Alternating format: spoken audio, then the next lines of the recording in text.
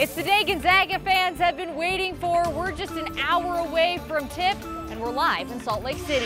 It seems that I have instigated some March Madness up in Washington State.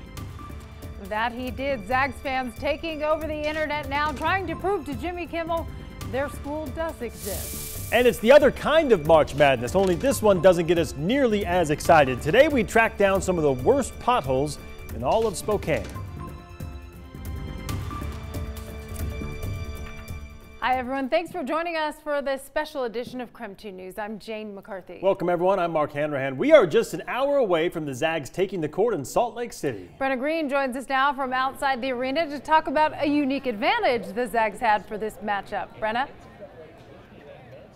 Jane, Mark, yeah, we've talked a lot about the fact that this is a quick turnaround for both teams, but Gonzaga had a bit of a unique situation on Tuesday, something that you don't normally see in the tournament. Gonzaga got to watch Fairleigh Dickinson live. That's very rare, if ever. It's very rare, if ever, you get to watch the team you're playing next in the NCAA tournament on live television. It sounds like the guys put their best coach hats on during the game, and it was paying dividends already coming into yesterday. It was amazing, actually. I think it really helped us from a scouting perspective in our practice today. Like, we literally watched the game live, so everyone knew who was who, who's a shooter, who's a non-shooter, who do we have to worry about. So I think it benefited us a lot. Well, I think it was really cool. You know, a lot of us all huddled into each other's hotel rooms, and we were all watching it together, you know, in groups, and just everybody being able to call out what they see. You know, they did this action, they did this action, and that was one of the first times I think we've been able to do that, you know, as a group. So I think it just kind of showed, you know, a lot of the basketball intelligence that a lot of these guys have when you're able to see something, you know, live and almost call it out as a coach would do. So yeah, I think like it's a unique, you know, opportunity and unique perspective that we have being able to watch them on TV last night. There is a bit of an air hanging over #1 seed's head this year because of the fact that Virginia was upset last year. I asked the guys in the locker room if that game was hanging over their heads at all, if it served as a bit of a precautionary tale, and I got some mixed reaction. I mean, them specifically is not really, hasn't been mentioned much here. We just got to make sure we take every game seriously, whether that's a 16 seed or a 1 seed. Every team is dangerous, and every team can knock anybody out. And Virginia was a good example of that last year, and you just got to take everybody seriously. No, not at all. Like I tell these guys every game, told them when we played Duke, told them when we played our exhibition game, it doesn't matter who we play, it's about us, not them. So, you know, we're not worried about Virginia's deal last year. You know, nobody thought it could happen, and it happens last year, and so it's probably fresh in, you know, all the 1 seeds' minds. But like I said, I think we've got a pretty good game plan, and you know, I think we've kind of got something to prove coming off our last game. So hopefully we're dialed in and able to avoid that. Kind of. I mean, we just lost versus St. Mary's in the championship, and they weren't even ranked. So I feel like that kind of showed us early that, you know, every game matters, and that anybody can beat anybody on any night. So I'm just glad that we had that loss then prior to, you know, having it right now. So obviously it was something that was tough for us, but it's something that's going to be good for us. But of course, there is a different perspective on that question for Fairleigh Dickinson. Their team's leading scorer, Darnell Edge, is definitely drawing inspiration from last year's UMBC win. Definitely. Because I feel like, you know, this group that we got together right now is everybody's hungry, everybody's humble, and we just want what's best for one another. And we've been making school history, and we're just really excited for this opportunity. So. We all seen what happened last year, and it's just motivation for us to be able to be in the same position this year. By the way, the closest game of the day so far has been here in Salt Lake City. New Mexico State coming within a point of knocking off Auburn, so more precautionary tales there. Gonzaga and Fairleigh Dickinson tip at 4:27 on True TV. We'll have full coverage tonight at 10 and 11. Reporting in Salt Lake City, I'm Brenna Green, KREM 2 Sports. Brenna, thank you very much. Looking forward to the game. Well, we are following some breaking news out of Kittitas County at this hour. Immigration and Customs Enforcement says the man suspected of killing a sheriff's deputy and wounding a Kittitas police officer was living in the U.S. illegally. Records show Juan Manuel Flores del Toro entered the U.S. legally in 2014 under a temporary agricultural worker visa. ICE says they have no record of Flores del Toro leaving the U.S. or extending his visa. He was also killed in the shootout.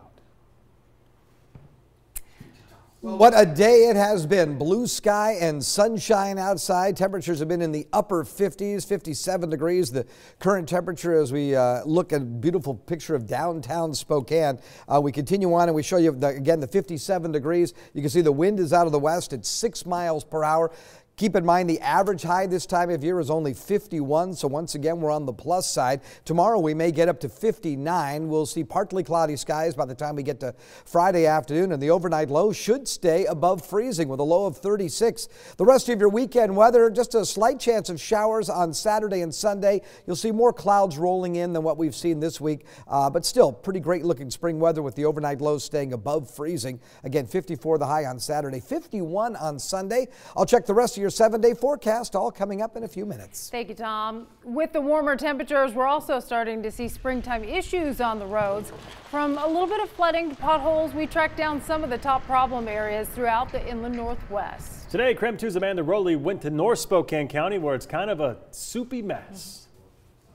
It's only the second day of spring and we're already starting to see those first signs of how the snow melt is impacting roads throughout Spokane County. We came to Elk Chatteroy Road where residents say they're already seeing potholes and major ruts on their county roads. This dirt county road just off of Elk Chatteroy Road is riddled with deep ruts and potholes. Spokane County Public Works officials say while March has historically seen the most flooding, this year the county is doing pretty well so far. Even though we've had warmer afternoon temperatures, the overnight lows have stayed cold enough to slow down the runoff. It's still too wet for county crews to grade the roads, but right now crews are out spreading gravel and doing maintenance checks on what's being uncovered by the snow. The county says it takes reports from residents on problem areas in the county. They also rely on bad area reports from sheriff's deputies who notice roads that need attention while out on patrol. And near Wilbur on State Route 174, today WashDOT crews are working on a clogged culvert. They're redirecting the snow runoff as a temporary fix until they can get into the culvert and unclog it. Amanda Rowley, KREM 2 News. Well, it's not just standing water. All of that moisture seeps into cracks and expands when it freezes, and it causes those pesky potholes out there. Your commute will likely be a bit bumpy from here on out. KREM 2's Tim Pham went for a ride to find the worst spots in town so you know which areas to avoid. All of this sunshine is a welcome sight to many people, but now that the snow is melting, we're having to deal with a new problem. All of these large potholes popping up all over the city. Hold on, Spokane, you're in for a bumpy commute. If you've lived here after winter, you know it's pothole season. We could see even more of these this year because of the record snowfall and bitter cold temps. We wanted to know where the worst spots are in town. Hey friends, the snow is starting to melt away, which is some good news, but you know what that means? It is now pothole season, and we're on the hunt for the worst ones in town. On Instagram, we asked and you responded. We checked them out and found these 3 worst places in Spokane. This pothole on Freya isn't necessarily that deep, but you can see it's quite long and it looks like it's been patched several times. In fact, the city patches year-round and they track them too. This year, they filled more than 1,700, which is about a third of the amount filled last year. Check out this one in Railroad Alley downtown. A pothole this size can do some serious damage to your car. And then we found this one in the parking lot at the Shadle Walmart. You can see here they use sandbags to fill this pothole, and as you can tell, it's not working too well. Potholes are common to cities that experience freeze-thaw cycles, and Spokane is not immune. The city wants to hear from you when you spot one, so we went ahead and reported the locations you sent to us through the city's online reporting system. In Spokane, I'm Tim Pham, KREM 2 News. Well, Washington Department of Transportation crews are taking advantage of today's weather. They are restriping the I-90 Hamilton on-ramps. Several of you wrote in to tell us how confusing the ramp was before they were painted. In a tweet, WashDOT thanked drivers for their patience.